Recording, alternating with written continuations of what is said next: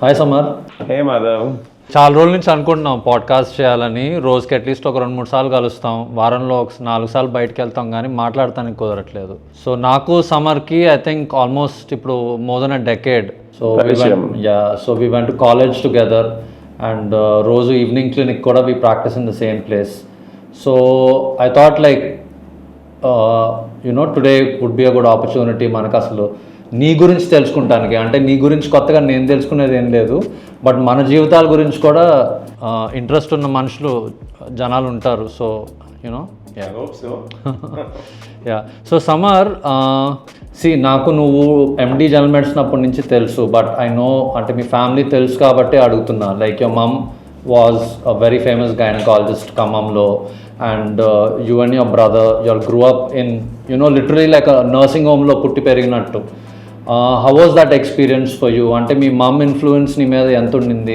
Well, it was a great journey, a great experience, being around, this hospital setup all my life, seeing my mom in and out of theaters, and she used to work a government job and then had a nursing home of her own. So rendu chotla, shuttle chesta. She used to be really busy, but she still made a lot of time for us, and there were times when she would take us sometimes to show us some surgeries and stuff. But yeah, it was interesting, and definitely the inspiration comes from there that I've decided pretty early in my life to become a doctor. And it's not just my mum, my intlo pinni peddamma, we had a real big family of doctors, so we are probably second third generation of doctors, but still it was a great journey. So అంటే నీకైతే positive influence ఉండింది అంటే. But పెరుగుతున్నప్పుడు like అంత busy ఉన్నప్పుడు maybe చాలా time spend చేయడానికి అవకాశం ఉండకపోవచ్చు కదా. మేబీ నీకు అలాంటివి చూసినప్పుడు మనం మాత్రం డాక్టర్ అవ్వకూడదు అన్న ఫీలింగ్ ఎప్పుడన్నా కలిగిందా? అంటే డాక్టర్ అవ్వకూడదు అనే ఫీలింగ్ కలగలేదు, కానీ డాక్టర్ అయినా మరి ఇంత బిజీగా ఉండకూడదు, కొంచెం టైం మనకి కూడా కేటాయించుకోవాలి, ఫ్యామిలీ టైం ఉండాలి, అలాంటి ఫీలింగ్స్ డెఫినెట్లీ ఉండినాయి. బట్ డాక్టర్ అవ్వకూడదు అనే అంత భయం అయితే ఎప్పుడు వేయలేదు. ఓకే, అంటే మీ మమ్మీని చూసి నువ్వు ఇన్స్పైర్ అయ్యి డాక్టర్ అయ్యావా, లేదా మీ మదర్ చిన్నప్పటి నుంచే నువ్వు కూడా పెద్ద అయిన తర్వాత నువ్వు డాక్టర్ అవ్వాలి నాన్న ఇట్లాంటి కాన్వర్సేషన్స్ ఏమన్నా dinner table conversation? My parents never force me into anything. They always gave me a free hand to become whatever I wanted. I'm really thankful to them for that. Okay. And but yeah, my mom's journey is really inspiring. She started off as a civil assistant surgeon in a small hospital and finally retired as the DCHS, which is the district head for healthcare sciences for my whole district.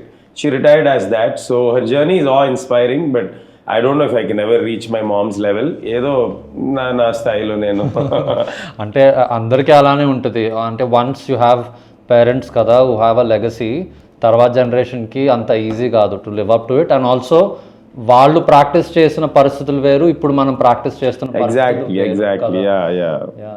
And my mom was a lot service oriented. For her it's more about treating as many patients as possible, that too in the government setup where it is free for them or there is not much charge for them. Atlanti service oriented manishi ma amma and my dad, both of them met through this, they used to be in some student organizations ala parichyam ayindi vallaki, and they made a pact that there is only one family member that should earn for the family, the other family member should dedicate their time, everything to the society ani, and they still go by those rules. And I don't think I can even go halfway to that. I met your mom so many times, I get the same vibe. Yeah. And so doctor అవ్వాలని అనుకున్నావు కదా, doctor అవ్వాలి అనుకున్న తర్వాత why general medicine? Like అంటే ఇప్పుడు మన ఇద్దరం జనరల్ మెడిసిన్ చేసాం కలిసి, సో ఎప్పుడు మనకి ఆ డెసిషన్ మేకింగ్ ఉంటుంది కదా, like would you take like a surgical branch or a general branch? So any reason why you took general medicine? For me, I took general medicine because there is a lot of logic in it.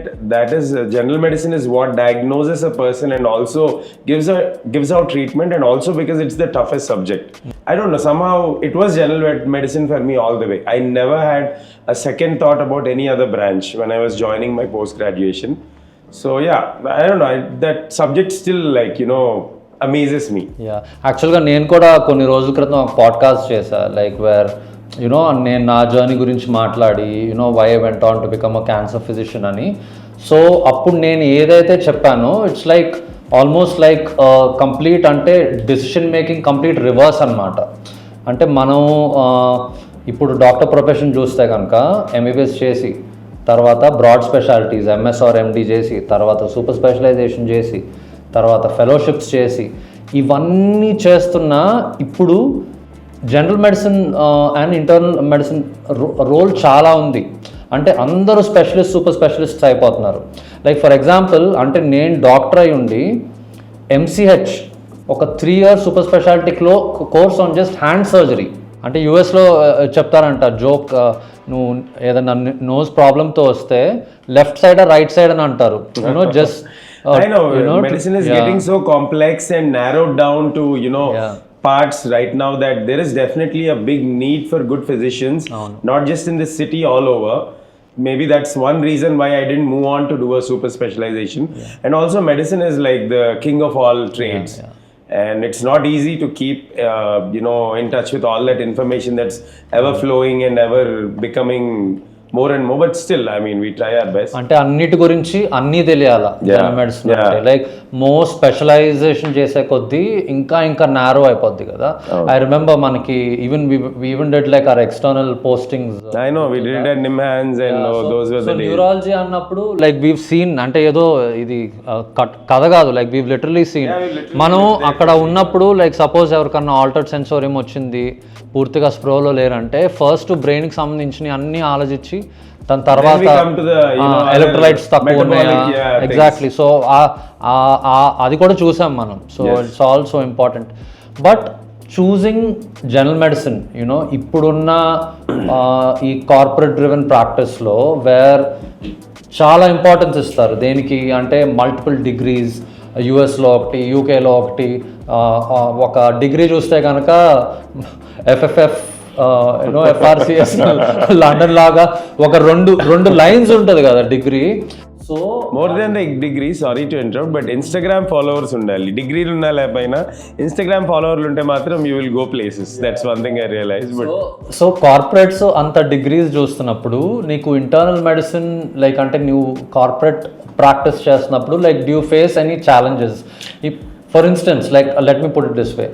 ఇప్పుడు suppose ఒక case హాస్పిటల్కి వచ్చారనుకో, జనం కూడా ఎలా ఉన్నారంటే ఒకవేళ cough వచ్చిన వెంటనే డైరెక్ట్గా పల్మనాలజిస్ట్ అయితే ఓకే, కొన్నిసార్లు మా దగ్గరికి వస్తారు డైరెక్ట్గా క్యాన్సర్ అని. ఎక్స్పోజర్ వల్ల సోషల్ మీడియాలో అన్నిటి గురించి అండ్ రీల్స్ చూస్తా, వీడియోస్ చూస్తా, ఆన్లైన్ సర్చెస్ చేస్తా, జనం అంటే ఫస్ట్ మోస్ట్ సీరియస్ ఇష్యూ ఏది ఉందో దాని గురించి ఆలోచిస్తున్నారు. హెడేక్ వచ్చిన వెంటనే బ్రెయిన్లో ట్యూమర్ ఉంది, దగ్గు వచ్చిన వెంటనే లంగ్ క్యాన్సర్ వచ్చింది. సో ఇలా ఉన్నప్పుడు డైరెక్ట్గా సూపర్ స్పెషలిస్ట్కి వచ్చేస్తున్నారు కదా. సో ఇలాంటి ఎన్వైరన్మెంట్లో ఇంకా ఛాలెంజెస్ ఉంటాయి ప్రాక్టీసింగ్ జనరల్ మెడిసిన్. సో దాని గురించి ఏమైనా కొంచెం చెప్తారా? Well, the challenges are that how to convince people that you don't have to go to a super specialist as soon as you develop a symptom anedi. Well, definitely that is there, but also I think being in a country like India, we have just too many patients that I'm still seeing enough number of patients. So that is one thing, but I don't think it is up to the physician to convince a patient to come to him. Once you start practicing and if you're a good physician, if you're good to your patients and your patients have had a great experience with you, obviously they go tell people. And thanks to social media, you can genuinely put out some reviews about your experience with the doctor. So I chadivi vache vallu untaru and intlo vallu recommend chesthe vache vallu untaru, chuttalu vallu will పంపించే వాళ్ళు ఉంటారు, అన్ని రకాలుగా ఉంటారు.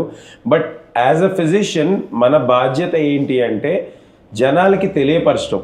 అసలు physician అంటే ఎవడు, physician అనే టర్మ్ ఎలా వచ్చింది ఏంటి. సో ఫిజిషియన్ అనేది it is a broad term used for multiple doctors. There can be different types of physicians, there are different types of physicians. So పాతకాలంలో ఏంటంటే కొంచెం మెడికల్ నాలెడ్జ్ ఉన్న ప్రతి ఒక్కడు ఫిజిషియన్ అని పెట్టేసుకునేవాళ్ళు బోర్డ్. కానీ ఇప్పుడు in today's with all these degrees everybody holds. So physician అంటే I just want to tell the viewers that anybody can be a physician. A person who at least has done an MBBS course can be a physician depending on the circumstances. So మనకి ఫిజిషియన్లో broad స్పెక్ట్రమ్గా general physician ఒక term ఉంటుంది, family physician ఒక term ఉంటుంది, కొంచెం పైకి వెళ్తే emergency physician అని ఉంటుంది, క్రిటికల్ కేర్ ఫిజిషియన్ ఉంటుంది. సో మనం జనరల్గా ఎప్పుడైనా ఏదైనా అయితే వెళ్ళాల్సింది జనరల్ ఫిజిషియన్ దగ్గరికి. ఇప్పుడు వెస్ట్లో ఒక ప్రాక్టీస్ ఉంది, ఫ్యామిలీ మెడిసిన్ అని వాళ్ళకి సెపరేట్గా ఒక డిగ్రీ ఉంది వాళ్ళ దగ్గర, ఎందుకంటే ఈ ఫిజిషియన్స్ కూడా కొరత ఉంది. కాబట్టి ఎవరైనా సరే ఫస్ట్ ఫ్యామిలీ మెడిసిన్ దగ్గరికి వెళ్ళి వాళ్ళు డైరెక్ట్ చేస్తేనే ఒక జనరల్ ఫిజిషియన్ని కలవగలరు. ఇక్కడ అలాగా ఫ్యామిలీ మెడిసిన్ అనే ప్రాక్టీస్ లేదు, ఇప్పుడిప్పుడే పైకి వస్తుంది. బట్ ఇప్పుడు ఫ్యామిలీ మెడిసిన్ కొంతమంది ఉన్నారు, కానీ ఎవరైనా చివరికి డర్మటాలజిస్టులు కూడా ఫిజిషియన్ అని చెప్పుకొని, లేదా అంటే మా అమ్మ growing up, she was a gynecologist, but she used to do a little bit of general physician practice because of the husbands used to come with the wives. They didn't have a go-to physician and they used to ask her, she used to prescribe things. I don't think it's an unethical practice or it's not wrong, but a person should know who he is going to. So I would recommend my viewers to look into your doctor, just see, look up their profile and get to know what is what, and then approach them, and if you had a good experience, good for you. అవును, యాక్చువల్గా అదే. So వెస్ట్లో ఏంటంటే it's like a complete referral system, not just ఇప్పుడు physicians, even nurse practitioners అలా కూడా చాలా like there is place for them in the system. వాళ్ళు చూసి రెఫర్ చేస్తారు. అండ్ నువ్వు అన్నట్టు మన ఇప్పుడు చిన్నప్పుడు like seeing your mom and everything, ఇప్పుడు ఊళ్ళో ప్రాక్టీస్ ఉన్న వాళ్ళకి నాకు ఈ ప్రాబ్లం వస్తేనే పలానా డాక్టర్ దగ్గరికి వెళ్ళాలన్న ఆలోచనే ఉండదు. ఒక ప్రాబ్లంకి సపోజ్ మీ మదర్కి చూపించుకొని ఉంటే వాళ్ళ ఫ్యామిలీ అటాచ్ అయితే కనుక ఏ ప్రాబ్లం వచ్చినా కూడా మీ మదర్ దగ్గరికే వచ్చేవాళ్ళు. సో అది అలవాటు. అండ్ ఇప్పుడు నువ్వు అన్నట్టు అంటే నాట్ జస్ట్ ఇప్పుడు MBBS ఇవే కాదు, యూజువల్గా నేను గమనించేది ఏంటంటే అందరినీ డాక్టర్ అనేస్తారు. RMPని కూడా డాక్టర్ అంటారు, కాంపౌండర్ని కూడా డాక్టర్ అంటారు. చదువుకున్న మన కొలీగ్స్ అమ్మాయిల డాక్టర్స్ని మాత్రం నర్స్ అంటారు. So that is the irony మన సిస్టంలో, మైండ్ సెట్ అంతే. సో ఫిజిషియన్ అనేది డెఫినెట్లీ.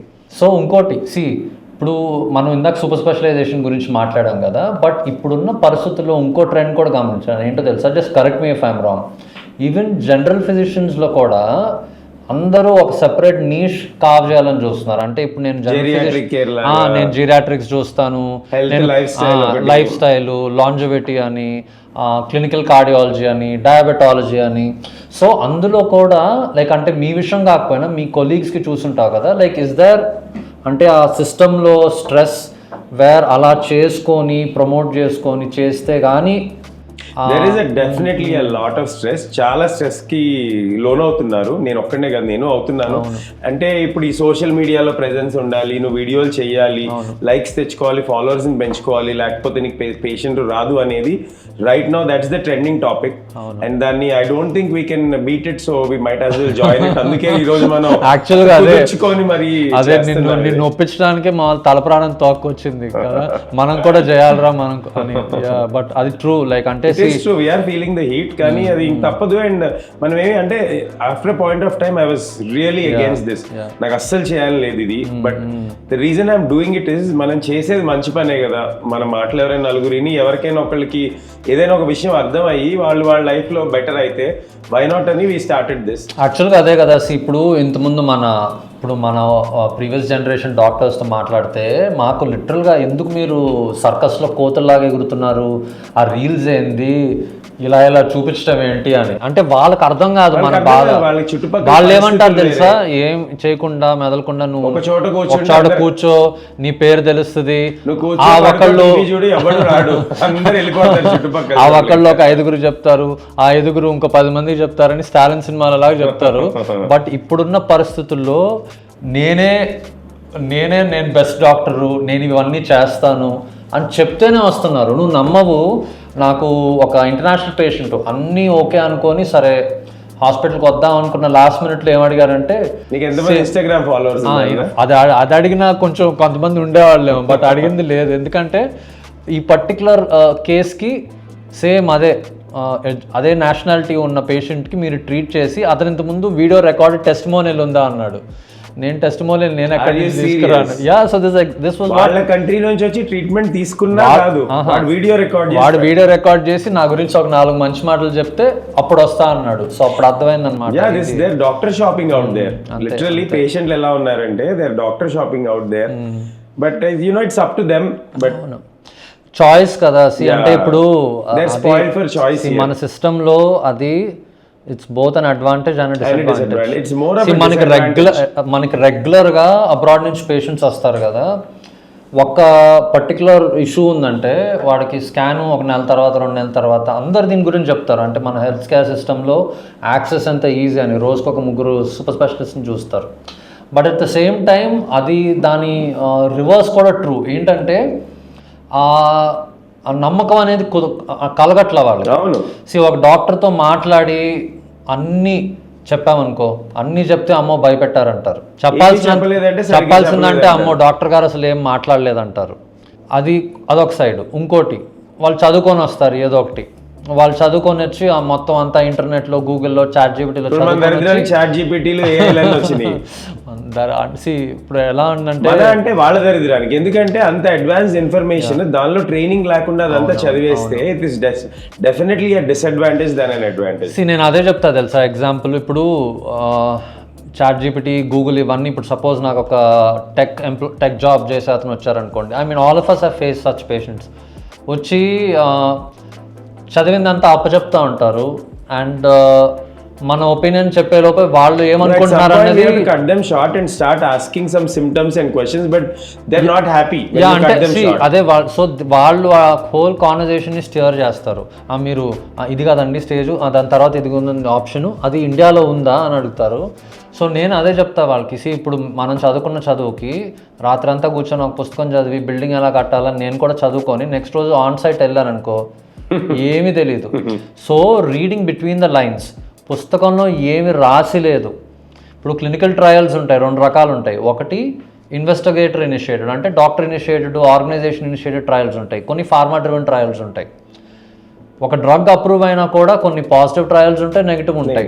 ఇవన్నీ మనం కాన్ఫరెన్సెస్కి వెళ్ళి 10 సంవత్సరాలు 15 సంవత్సరాల పాటు పేషెంట్స్ని చూసి మనం చదివింది ఏది we should take it with a pinch of salt, ఏది మనం క్వశ్చన్ చేయాలి అన్న reading in between the lines అనేది ఓన్లీ డాక్టర్కే వస్తుంది. డెఫినెట్లీ ప్రస్తుతం ఇప్పుడు వరకు అయితే చాట్ జీపీటీ కానీ గూగుల్ కానీ అది ఏమి చెప్పినా కూడా it still has riders.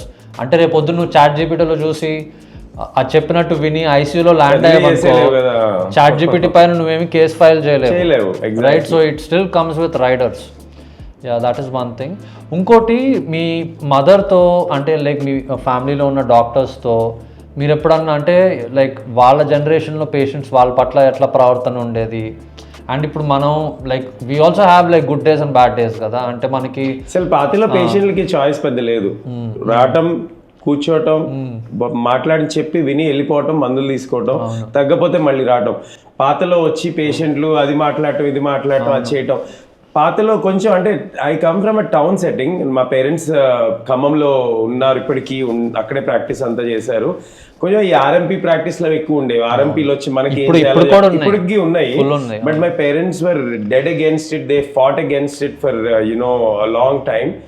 And but ఇట్లా పేషెంట్లు వచ్చి మన క్వశ్చన్లు అడగటం, డాక్టర్ షాపింగ్ వెళ్ళటం అట్లా ఉండేది కాదు, అది మారింది. Especially now that I'm in a city, practicing in a city, my parents are in a town.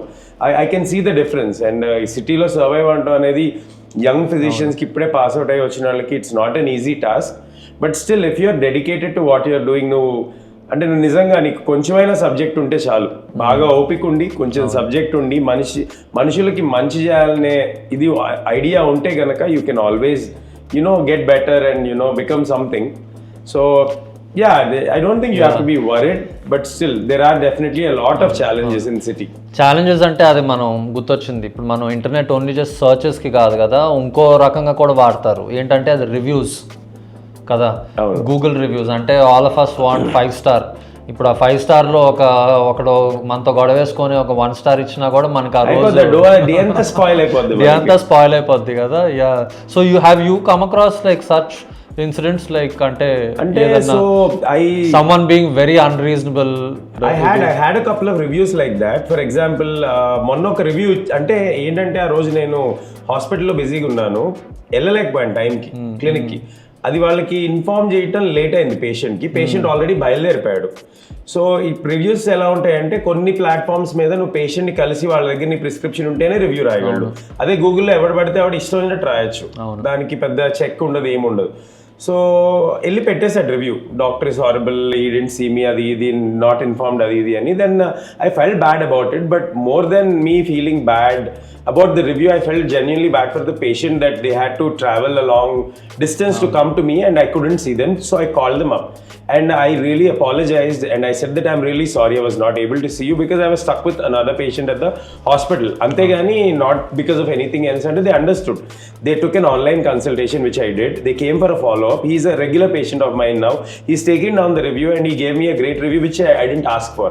So sometimes it's just you need to understand the situation. Ante avatal vaadu ఒక review పెట్టాడంటే ఎందుకు పెట్టాడు, వాడికి ఏదో బాధేసి ఉంటే ఊరికే ఎందుకైతే పెట్టరు. 90% patients ఎవరు అట్లా. సో ఇక్కడ అదే ఊరికే రివ్యూ పెట్టరు అంటే ఇక్కడ ఇంకోటి ఉంది. నేను గమనించింది ఏంటి తెలుసా, కొన్నిసార్లు డాక్టర్తో ప్రాబ్లం ఉండదు, వాళ్ళకి హాస్పిటల్కి నచ్చకపోయినా, హాస్పిటల్లో రూమ్ బాగోపోయినా, లాస్ట్లో బిల్ ఎక్కువైనా మనకి ఏం సంబంధం ఉండదు దాంతో. బట్ హాస్పిటల్ మీద రిఫ్లెక్ట్ అవ్వకుండా మన మీద రిఫ్లెక్ట్ అయ్యింది. అండ్ డెఫినెట్లీ అదైతే that is definitely disadvantage to us. కానీ అంటే you come to a certain stage that you don't care about this anymore. I think మనం మేబీ ఇంకొన్ని ఇయర్స్లో అక్కడికి వస్తామేమో, ఐ హోప్ సో. కానీ ఇప్పటికీ మనమైతే we are still there where we care about the reviews, we are still. అంటే doctors are still soft targets. Even reviews రాసినప్పుడు కూడా నీకు ఒక 100 5-star రివ్యూస్ ఉన్నా కూడా పీపుల్ ఆల్వేస్ నెగటివ్ రివ్యూస్ చూస్తారు ఫస్ట్. వాళ్ళు ఏం రాశారు, people mentality. I don't know if you can really change that, but it's okay. I mean, like I said, if you are a decent doctor, you know, knowledge wise, and if you have some empathy, I think most of the patients will like you and will always come back to you, as far as my experience goes. So నేను ఇది కూడా చూసాను తెలుసా, అంటే మన previous జనరేషన్లో డాక్టర్స్కి ఎక్కువ ఇన్వెస్టిగేషన్స్ యాక్సెస్ లేదు. ఇప్పుడు నువ్వు ఒక నర్సింగ్ హోమ్ గురించి మాట్లాడావు అనుకో, బ్లడ్ టెస్ట్ చేయొచ్చు, అల్ట్రాసౌండ్ చేయొచ్చు, ఊళ్ళో ఉన్న ఎక్స్రే చేయొచ్చు, ఊళ్ళో ఏదన్నా ఒక సిటీ స్కాన్ సెంటర్ ఉంటే అక్కడికి పంపించవచ్చు. సిటీ స్కాన్ సెంటర్ మాది. సో పేషెంట్కి నీకు అన్ని ఫిజికల్ ఎగ్జామినేషన్ బేసిస్ మీద పల్స్ ఫీల్ అయ్యి, బ్లడ్ ప్రెషర్ చెక్ చేసి, 10 ప్రశ్నలు అడిగి, క్లినికల్ ఎగ్జామినేషన్ చేసి, అన్నీ చూసి ఒక క్లినికల్ డయాగ్నోసిస్ ఫామ్ చేసి దాని బేసిస్ మీద ట్రీట్మెంట్ ఇచ్చేవాళ్ళు. దాని తర్వాత బాగుంటే కనుక డాక్టర్ దేవుడు. ఓకే, నిజంగా ఒకవేళ మనం ఎన్ని ప్రయత్నాలు చేసి తేడా జరిగినా కూడా దాని తర్వాత వచ్చి ఇదిగో నువ్వు ఇది మిస్ చేసావు, ఈ స్కాన్లో ఇలా ఇచ్చారు అని చెప్పే అవకాశం ఉండేది కాదు. ఇప్పుడు మన దగ్గరికి రాకముందే, అంటే పేషెంట్ ఇనిషియేటెడ్ ఇన్వెస్టిగేషన్స్, అంటే మన దగ్గరికి వచ్చేపాటికి ఇంత కట్టతో వస్తున్నారు. అవును, ఓకే, ఒక హెల్త్ చెక్ ప్యాకేజ్, ప్రొఫైల్ అయిపోద్ది, అల్ట్రాసౌండ్ అయిపోద్ది, ఫుల్ బాడీ అక్కడతో అయితే పర్లా, ఫుల్ బాడీ ఎంఆర్ఐ. సారీ, నిన్న ఒక పేషెంట్ నా దగ్గరికి, నా పాత పేషెంట్ 1 year బ్యాక్ దేనికి వచ్చారు, అప్పర్ రెస్పిరేటరీ ఇన్ఫెక్షన్ కి ఏవో మందులు రాశాను. నిన్న నా దగ్గరికి వచ్చే ముందు రావటమే మొహం మొత్తం బటర్ఫ్లై ర్యాష్ తో ఇలా వచ్చింది. నాకు చూడంగానే ఎందుకు అనిపించింది డెంగీ కేసు అవ్వచ్చేమో అనుకున్నాను లోపల. బట్ హిస్టరీ అంతా తీసుకున్నాను, ఏంటి అని చూస్తే ఆగ్మెంటిన్ ఒక టాబ్లెట్, ఫ్లూవిర్ ఒక టాబ్లెట్ కలిపి వేసుకొని దాని తర్వాత ఒక ఎసైక్లో పెయిన్ కిల్లర్ ఒకటి, అట్లా ఒక 7 మందులు సొంతగా వేసేసుకొని 1 dayకి తగ్గట్లేదని అప్పుడు వచ్చాను నా దగ్గరికి. ఇవన్నీ మళ్ళీ నా పాత ప్రిస్క్రిప్షన్ నుంచి పట్టుకున్న. అంతే, నీకు ఛాలెంజ్ చేస్తున్నావు నువ్వు, దీని నుంచి బయటకు తీసుకురావాలా, నేను నాకు నచ్చినట్టు నేను చేస్తాను. యాక్చువల్గా అలానే ఉంది తెలుసా. అండ్ ఇంకోటి, వాళ్ళు రిపోర్ట్స్ అంటున్నావు కదా, దాంట్లో రిపోర్ట్స్ అయితే వచ్చి అడుగుతారు, నిన్నే ఎక్కువ అడుగుతారు అనుకుంటా. సార్ నా మాలిబ్డెనమ్ తక్కువ ఉంది, నా సెలీనియం తక్కువ ఉంది, సినిమాల లాగా దీన్ని ఏం చేయాలైతే వెళ్ళి వాడిని అడుగున్నాను, ఎవరు రాశారో వాళ్ళని అడుగున్నాను, ఎందుకంటే నా క్రోమియం లెవెల్స్ తక్కువ ఉన్నాయి, నేను ఏం చేయాలా, ఎవరు అడిగారు అవన్నీ. సో ఇది నీకు అంటే నీకు వాళ్ళతో మాట్లాడుతున్నప్పుడు నీకు ఎలాంటి సమాధానాలు వస్తాయి? ఇప్పుడు ఫర్ ఎగ్జాంపుల్ చాలా మంది HSCRP లేదా ఇది అపోలో హైపోప్రోటీన్, నాకు ఇది కొంచెం ఎక్కువ ఉంది సార్, నాకు కార్డియాక్ రిస్క్ ఎక్కువ అంటున్నారు, నాకు హార్ట్ అటాక్ వస్తుందా, ఇలాంటి రెగ్యులర్ చూస్తాను, రెగ్యులర్ గా చూస్తాను. And I have to be really patient with them. కొంతమంది హైపోకాండ్రియాక్ పేషెంట్లు ఉంటారు, పాపం వాళ్ళకి ఒకసారి చెప్తే అర్థం కాదు, వాళ్ళకి చిన్నప్పటి నుంచి అన్ని గుర్తొస్తూ ఉంటాయి, భయం వేస్తూ ఉంటుంది. సో వాళ్ళతో ఇంకా పేషెంట్ గా ఉండి, so I make sure I spend at least 10 to 15 minutes with my first patient if it's required. First time అయితే మినిమం నేను 10 minutes అయినా స్పెండ్ చేస్తాను ఒక్కొక్క పేషెంట్తో. మరీ బిజీగా ఉన్నప్పుడు మీరు చేయలేకపోతే అది డిఫరెంట్, కానీ I make sure I spend enough time. And counselling మంచిగా చేస్తాను. పేషెంట్ చాలా మందికి ఫిజికల్ ప్రాబ్లం ఎంత ఉందో మెంటల్ ప్రాబ్లం కూడా అంతే ఉంటుంది. సో వాళ్ళకి భయం, కౌన్సిలింగ్ కావాలి. సో ఆ వరకు పర్లేదు, నేను 10లో 6 అవే ఉంటాయి డెఫినెట్లీ. సో మనం హోలిస్టిక్ అప్రోచ్ ఇవ్వాలి. బట్ ఎక్కడో ఐ ఫీల్ సిస్టమ్ మొత్తం ఇట్స్ డెఫినెట్లీ ఫ్లాడ్ ఇదవుతుంది కదా. చాలా ఉన్నాయి, ఇంకా మంచిగా చేసుకోవచ్చు మనం. మేబీ మనం అందుకే ఈ ప్రయత్నం చేస్తున్నామేమో జనాలకి తెలియ చెప్పడానికి, ఇలాంటి రిపోర్ట్స్ తో రావద్దు అని. అండ్ అంటే దీన్ని పాజిటివ్ గా తీసుకోండి. మేము అంటే మీకు మంచి చేయడానికి ఇవన్నీ చెప్తున్నాం, కానీ ఎక్కడ మిమ్మల్ని కించపరచడానికి కానీ లేకపోతే మిమ్మల్ని తక్కువ చేయడానికి కానీ కాదు. So yeah, I mean so far we are okay. I feel it can be better and we are making an effort to make it better. Patients గురించి మాట్లాడడం, ఎలాంటి వాళ్ళు ఉంటారు, ట్రీట్మెంట్ ఏ డైరెక్షన్లో వెళ్తుంది, జనరల్ ఫిజిషియన్ గురించి ఛాలెంజెస్ మాట్లాడాం. ఇంకోటి ఐ థింక్ మనం యాక్చువల్గా లైఫ్లో కూడా ఇదే పాత్లో వెళ్తాం డాక్టర్స్. అంటే ఎప్పుడు పేషెంట్స్ గురించి, హాస్పిటల్ గురించి, మిగతా వాళ్ళు ఏమనుకుంటారో ఇట్లా దీంట్లో పడి మన గురించి మనం పట్టించుకుంటాం, ఆపేస్తాం.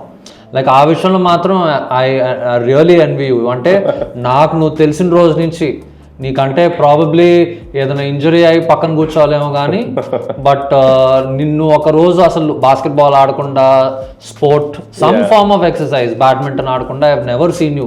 ఆ రకంగా అయితే I feel that you are like a living example for patients, I mean for doctors, patients ki plus doctors ki kuda. So I thought I'll like talk about it. Like ante see ఇప్పుడు ఇంత busy schedule లో చాలా మంది చెప్తారు, ఇప్పుడు నన్ను కూడా I think Chandini, my wife keep saying go for a round అని, నేనే చాలా బిజీ, అది టైం లేదంట. Like how do you find time? And I think నువ్వు మాట్లాడితే like I think lot of doctors can understand like how it is. So for me, more than making time, it's a compassion for me. నేను చిన్నప్పటి నుంచి, because of the exposure given to me by my parents, I was always exposed to sport. So చిన్నప్పటి నుంచి ఆటలు ఆడుతూనే పెరిగాను. చిన్నప్పుడు నేను కంప్యూటర్ గేమ్ అనేది ఆడలా, అంటే ఎక్కడో 1-2 కాంట్రా మ్యారియోలు ఆడాను, కానీ ఇంట్లో కూర్చొని టీవీ వీడియో గేమ్స్ లేవు. ఎవ్రీ సింగిల్ డే బయటికి వెళ్ళటం, బ్యాడ్మింటన్ ఆడటం, బాస్కెట్బాల్ ఆడటం, ఇదే నాకు తెలిసింది. అండ్ నా పిల్లాన్ని అంతే పెంచుతాను, నలుగురికి ఇదే చెప్తాను, కూర్చొని టీవీ గేమ్లు ఆడటం కంటే హెల్త్ పరంగా అది చాలా మంచిది. అండ్ ఒక స్పోర్ట్లో నువ్వు నిజంగా ఇన్వాల్వ్ అయ్యి నేర్చుకొని దానిలో ఒక లెవెల్ వరకు వెళ్ళగలిగితే నువ్వు నీ మైండ్కి కూడా చాలా మంచిది అది. అండ్ నేను లక్కీగా మా పేరెంట్స్ నన్ను అలా పెంచారు. And I enjoyed it, I liked it.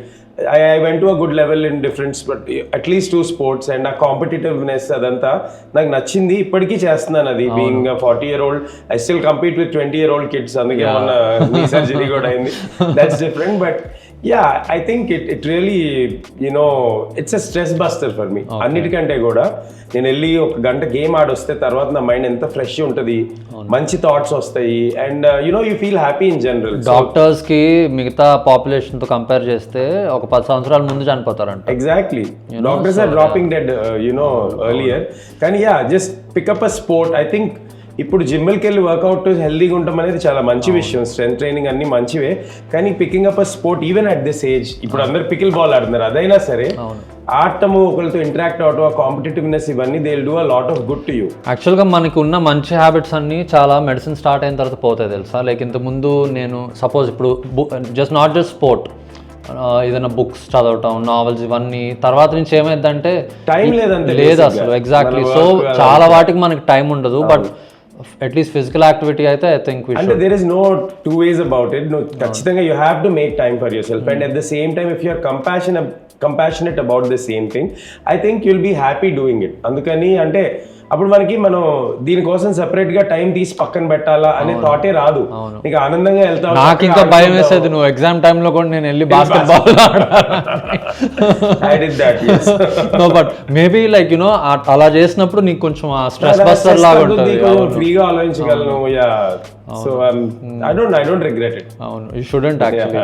So summer యాక్చువల్గా లాస్ట్ మనం వైండప్ చేయక ముందు ఇప్పుడు మనం ఇంతసేపు జనరల్ ఫిజిషియన్ అంటే ఛాలెంజెస్ ప్రాక్టీస్లో, ఐదర్ సిస్టంలో ఛాలెంజెస్ లేదా పేషెంట్స్ నుంచి, లేదంటే నీకున్న ఛాలెంజెస్ గురించి మాట్లాడాం.